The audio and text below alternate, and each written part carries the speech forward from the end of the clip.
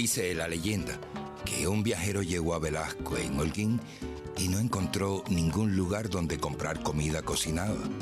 Y por eso el viajero dijo, donde lo oyeron, que aquel era un pueblo sin sopa. Entonces los velasqueños le respondieron que era un pueblo sin sopa, pero con potaje. Hoy no vamos tras los famosos frijoles de Velasco, aunque sería muy útil hacerlo. Tampoco vamos tras la historia de Willy Miranda, que nació en Velasco y que fue pelotero de las Grandes Ligas. Dicen que Willy Miranda no era bueno bateando, pero no había otro mejor que él fildeando. Si quieren más información, búsquenlo en Ecurred, pero aclárenle a la Enciclopedia Cubana en Red que se equivoca cuando dice que Velasco es parte de las Tunas. Velasco siempre ha sido tierra de Holguín, como en algún momento también lo fueron Puerto Padre, Manatí, Delicias y Chaparra. A donde vamos es a ver un edificio singular por extraño, pero aunque se le parece, no lo consideramos un castillo encantado como algunos le dicen, aunque sí, de pronto lo parece, pero enseguida deja de parecerlo. Lo que pasa es que nos pasamos la vida haciendo comparaciones. Comparamos lo desconocido con lo que conocemos para entender lo nuevo. Como conocemos los castillos encantados por los cuentos que leímos de niños y por las películas, decimos que el edificio de Velasco que vamos a ver es un castillo encantado. Pero no lo es, porque no tiene un puente levadizo, ni una princesa encerrada, ni una bruja. La mejor comparación para decir lo que es este edificio se lo oí a un velasqueño de cuna que dirigió por varios años el Centro de Estudios Martianos y es autor de la biografía de Martí que ese velasqueño tituló Cesto de Llamas. Hablo de Luis Toledo Sande. Él dijo que el edificio que vamos a ver en Velasco era un Xanadu.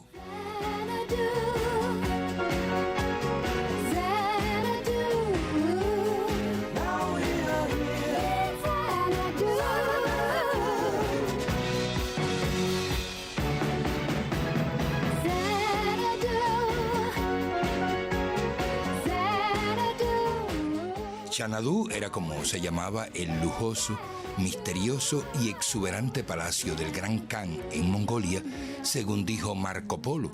Y por eso quienes hablan en inglés le dicen Xanadu a los lugares fantasiosos. Se cuenta que en un artículo que salió en el periódico Granma en los años 80, que los habitantes de Velasco le tenían miedo a la construcción, porque la veían muy extraña, ¿ves? Exótica, se dice también, se compara con la arquitectura exótica. Y ellos decían que era el castillo encantado de Velasco. O sea que le cogieron miedo y poco a poco fueron familiarizándose con él.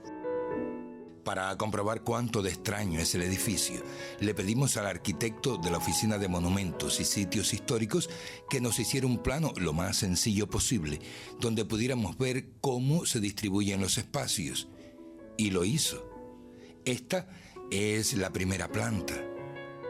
Esta es la segunda. Y esta es la tercera.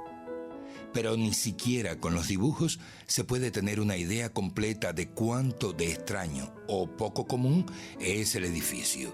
Por eso le pedimos a la directora actual de la casa y también a uno de los actores que trabajó siempre en este lugar que nos llevaran a ver cada espacio. Felizmente en el recorrido se nos unieron varios trabajadores actuales. Este es nuestro teatro de la Casa de la Cultura Félix Barona Sicilia, con una arquitectura muy bonita, donde hasta hace un tiempecito atrás se desmontaron todas las lunetas por la situación del deterioro que tiene. En el medio estaba la luneta de Félix Barona Sicilia. Siempre permanecía ahí la luneta de Félix, aunque él no estuviera. ¿Cuántas personas más o menos cabían? Bueno, casi 500 personas, porque teníamos luneta en todo este escenario y en todos los balcones. Existían lunetas aquí, en esta parte y en la parte de atrás, y todo este local lleno de lunetas. El teatro de Velasco, tan parecido a los teatros de la época isabelina en Inglaterra, donde estrenaron los célebres dramaturgos de ese país, incluyendo a Shakespeare, comenzó antes de la construcción de este edificio.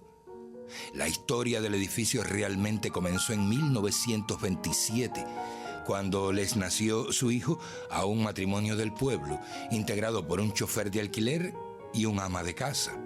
Al niño lo nombraron Félix Barona Sicilia. Ahora, Rafael, Félix Barona, este hombre de pronto se convirtió en un promotor del teatro como en pocos lugares de Cuba. Genial, para mí uno de los promotores que históricamente, además yo tuve oportunidad de salir con él a encuentros de los primeros institutores de arte y era un dios para todo el mundo. Pero si tú te pones a imaginar que Félix era un hombre de sexto grado nada más y no fue a una secundaria básica porque tenía que ir a Holguín. Y entonces Luisa, que es la tía abuela que lo cría, porque la madre de Félix fallece, no lo dejaba porque fue criado con una protección total. Y entonces él sencillamente lo que hacía era visitar a Lico Balán, que es una figura importante aquí, pero bueno, que está olvidado porque no, sencillamente no hay nada que renazca su historia, ¿no? Y fue una figura indudable. Entonces Lico hablaba mucho con Félix, parece que Félix fue asumiendo toda esta historia, sobre todo la etapa revolucionaria, porque Lico fue un luchador contra Machado.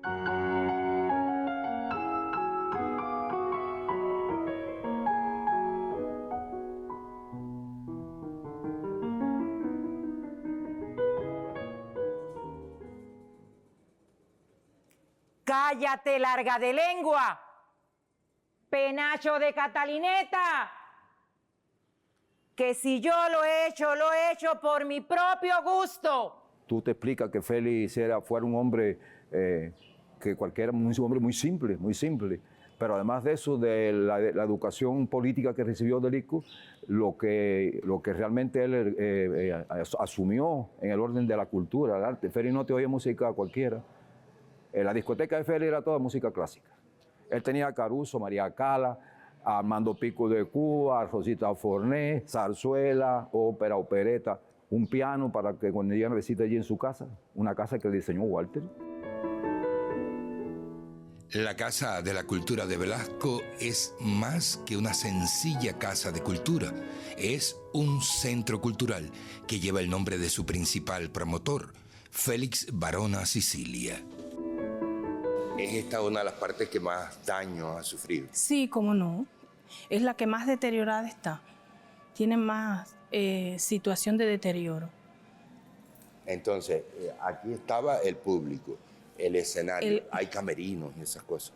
Sí, los camerinos están en los hombros en el hombro del teatro, que es una de las partes que hoy se está restaurando. El hombro del teatro que están todos los camerinos. Y esto sería el centro de todo nace de aquí. Claro, porque este fue el objetivo principal de Félix, el teatro.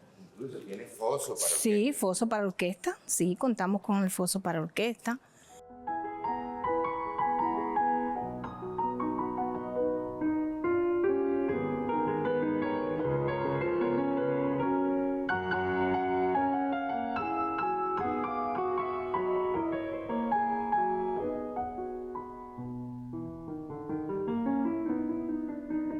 Balconcitos. Sí, sí, todos esos balcones eran para escenografía, sí. Todos los balcones estos se usaban en Las en actuaciones. todas las actuaciones del teatro y de presentaciones de otros artistas, revistas. Muchísimas personalidades estuvieron aquí e incluso la inauguración de la obra la hizo el ministro Armando Jar.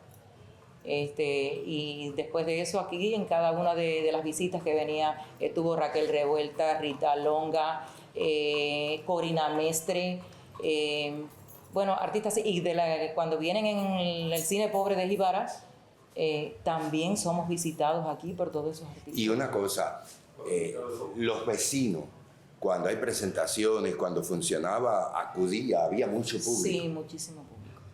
Y esto lo digo para que me escuchen todas las que están detrás de esas ventanas, que más vale estar casada con un viejo que no con un tuerto como lo estás tú. Aquí era el área de luces. Y todavía queda Todavía queda ahí. hasta la vieja consola de la luz. Exactamente. ¿No le da la sensación de que cuando Ay, así se enciende ay, qué todo? rico. Eso queremos.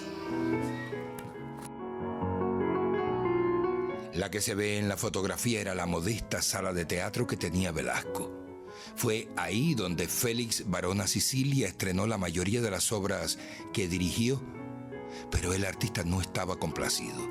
Él soñaba con construir un teatro, un gran teatro, que se pareciera al teatro donde Shakespeare estrenó sus obras.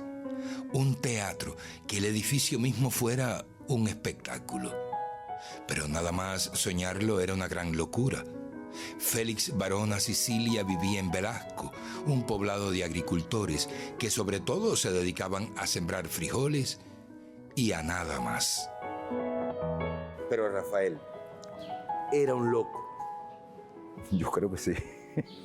Imagínate tú, lograr esto. Eso no lo, es increíble. La gente, tú estás loco, tú eres un loco. Y él dijo, no, pues esto lo hago yo.